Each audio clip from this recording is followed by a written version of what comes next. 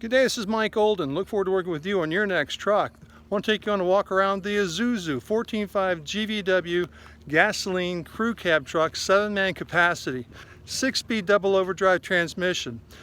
On the back of the truck, we have a 13-foot dump body, a 2-foot crossbox with 2 interior shelves. The body itself incorporates a swing curbside door, as well as barn doors on the rear, as well as pull-out ramps.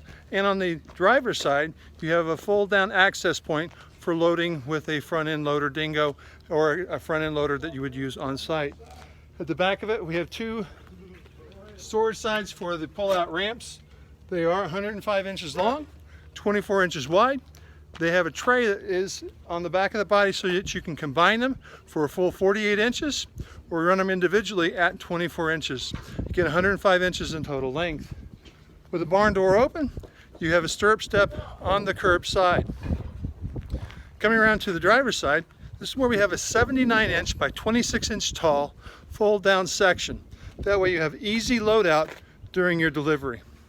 Again, this is Mike Olden. I look forward to working with you on your next truck, specing one that meets the needs for you. You can reach me at molden@lee-smith.com or by cell phone 423-618-3323.